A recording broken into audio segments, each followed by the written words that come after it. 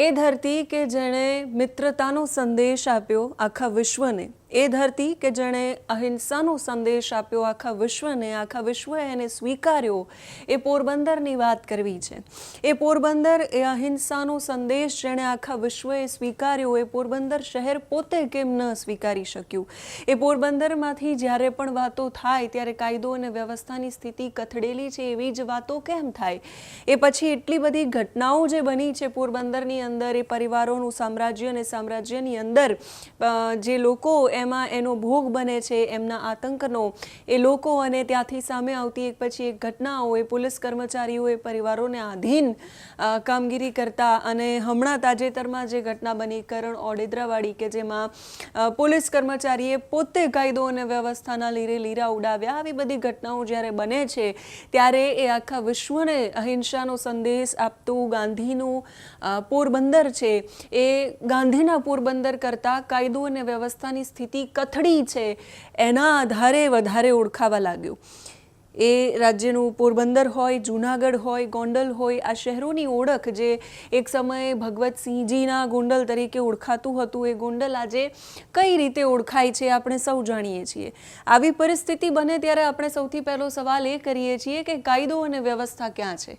એ શાંતિ, સલામતી અને સુરક્ષા ક્યાં છે જે ખાખી આપણને આપે છે? આતંક અને આ પરિવારોની જે આખી લડાઈ અને એમનું સામ્રાજ્ય છે, એના પછી એક સમય એવો આવ્યો કે પરિવારોની જે આખી એમનું સામ્રાજ્ય હતું કે જેના અંદર લોકો પીડાઈ રહ્યા હતા અમુક સમયે અમુક ઘટનાઓના કારણે, એ ઘટનાઓ પછી પોલીસ ત્યાં આવી, ત્યાં પણ કાયદો અને વ્યવસ્થા સ્થપાઈ અને એવું આશ્વાસન મળ્યું કે ખાખી છે એ સલામતી, શાંતિ અને સુરક્ષા આપવા માટે હજુ એ મક્કમ છે। ફરી પાછી એવી ઘટનાઓનો દોર ચાલ્યો પોરબંદરની અંદર। હિરલબાની કહાની સામે આવી। હિરલબાએ જે રીતે ઊંચા વ્યાજે લોકો પાસેથી પૈસા લીધા અને પછી એમને પાછા ન આપ્યા, એમની મિલકતો પડાવી લીધી, અને પછી જે મકાન માલિક છે એ મોટી ઉંમરના વૃદ્ધા, જેણે આપણે રડતા જોયા, કકડતા જોયા, જેના દીકરા પર અત્યાચાર થતો જોયો, એ બધી જ ઘટનાઓ પછી ફરી એકવાર હવે એવું લાગી રહ્યું છે કે પોરબંદરમાં કાયદો અને વ્યવસ્થાની સ્થિતિ છે એ ફરી એકવાર સ્થપાવા જઈ રહી છે, કેમ કે હવે ખુદ ખાખીએ કહી દીધું છે કે હિરલબા કે એના જેવા બીજા કોઈ પણ લોકોથી લોકોએ ડરવાની જરૂર નથી।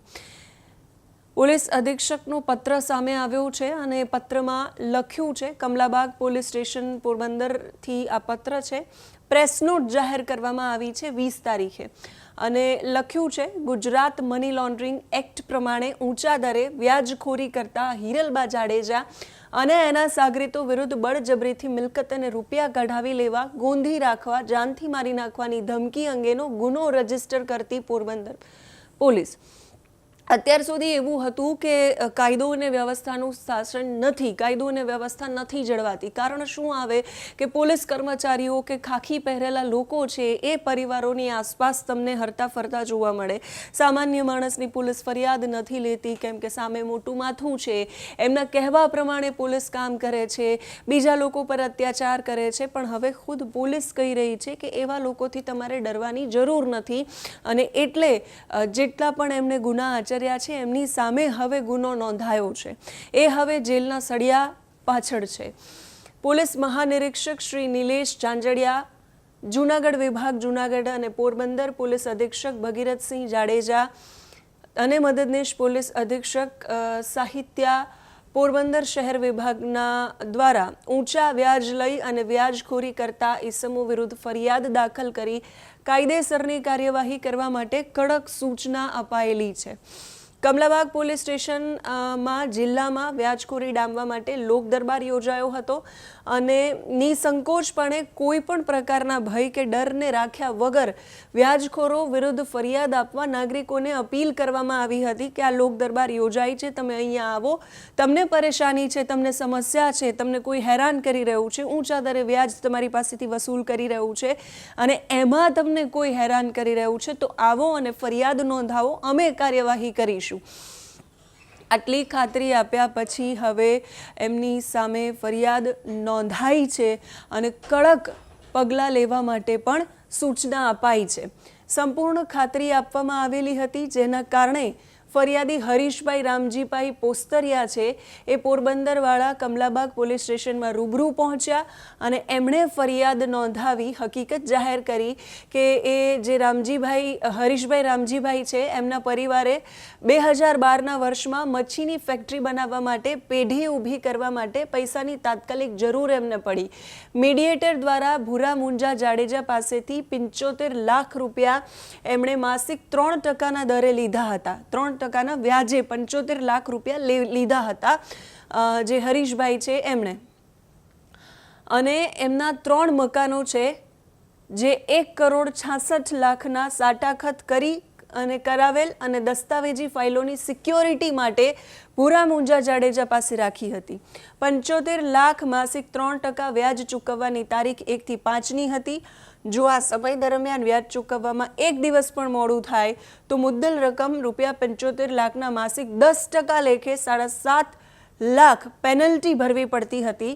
આ રૂપે હિરલબા જાડેજા 2016 પછી વસૂલાત કરતા હતા. સતત 3%ના દરે 75 લાખ રૂપિયા એમની પાસેથી લીધા, કેમ કે ધંધો આગળ વધારવો હતો. એ ધંધો આગળ વધારવા માટે લીધા. 1 થી 5 તારીખ સુધીમાં એ વ્યાજ અને ચૂકવી દેવાના હતા પૈસા. વ્યાજ ચૂકવવાની 1 થી 5 તારીખ હતી. જો એમાં 1 પણ દિવસ મોડું થાય તો એના 10% લેખે એમને વ્યાજ આપવું પડતું. 2016થી અત્યાર સુધી હિરલબા એ જ પ્રમાણે વસૂલાત કરતા હતા. અને જો ન આપે તો એને ડરાવી ધમકાવી અપહરણ કરવાની, મારી નાખવાની ધમકીઓ આપે, અપશબ્દો આપે, ઘરે માણસો મોકલે, ડરાવે, ધમકાવે, બળજબરીથી ફરિયાદીઓ અને એના પરિવાર પાસેથી અત્યાર સુધીમાં 75 લાખના બદલે 4 કરોડ કરતાં વધારે રૂપિયાની રકમ અને પેનલ્ટી રૂપે એમણે વ્યાજ અને પેનલ્ટી રૂપે એમણે કઢાવી લીધું છે અને ગુનો આચર્યો છે. એટલે હિરલબા ભૂરાભાઈ જાડેજા અને એમના સાગરીતો જે છે એના વિરુદ્ધ કમલાબાગ પોલીસ સ્ટેશનમાં ફરિયાદ નોંધીને ગુનો રજીસ્ટર થયો છે. એની સાથે સાથે જાહેર જનતા જોગ અપીલ પણ કરવામાં આવી છે. એની સાથે અપીલ કરાઈ છે પોલીસ મહાનિરીક્ષક જૂનાગઢ વિભાગ જૂનાગઢ અને પોલીસ અધિક્ષક પોરબંદર મદદનીશ પોલીસ અધિક્ષક દ્વારા એમણે સૂચના જાહેર જનતાને આપી છે, અપીલ કરી છે કે પોરબંદર જિલ્લામાં હિરલબા જાડેજા અથવા આવા કોઈ બીજા વ્યાજખોરો દ્વારા નાગરિકો પાસેથી મિલકત પડાવી લેવા, ઊંચા વ્યાજે પૈસા આપી વ્યાજખોરી કરતા માણસોના સકંજામાં ફસાયેલા માણસોને પોરબંદર પોલીસ તરફથી અપીલ કરવામાં આવે છે કે આવા વ્યાજખોરો વિરુદ્ધ નિસંકોચપણે કોઈ પણ પ્રકારના ડર કે ભય વગર પોલીસમાં ફરિયાદ કરવા પોલીસ પોરબંદરની જાહેર જનતાને અપીલ કરી રહી છે.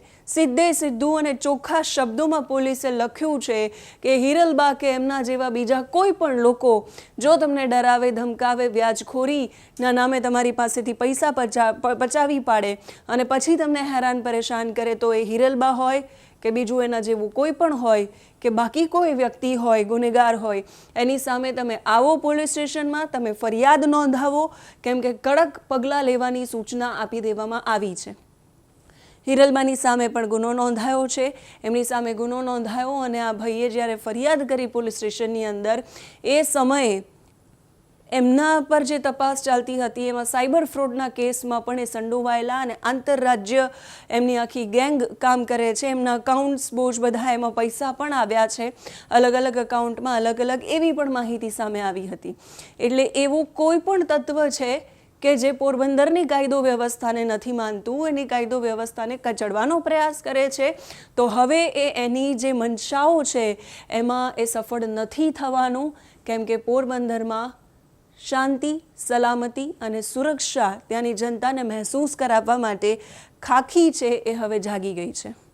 અને પોરબંદરની જનતા હવે ગર્વ સાથે કદાચ એવું કહી શકશે કે આ ખાખી છે તો અમે સુરક્ષિત છીએ. તમે શું માનો છો આ ઘટના પર? કમેન્ટ કરીને કહેજો. અત્યારે આ વિડીયોમાં બસ આટલું જ. નમસ્કાર.